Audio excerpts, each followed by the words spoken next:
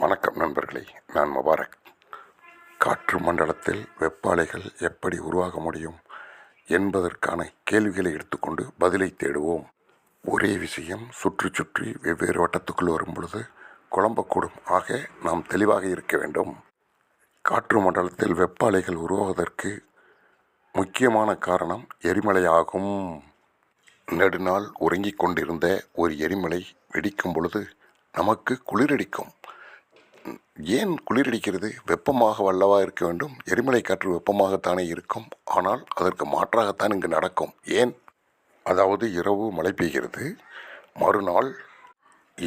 பெய்கிறது, மறுநாள் தண்ணீரை தொட்டு பார்த்தால் மிகவும் ஜில்லென்று இருக்கும். அதற்கு காரணம் என்ன?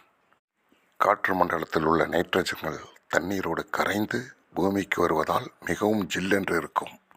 பூகம்பத்தை புரிய வைக்க நான் உருவாக்கிய வீடியோ.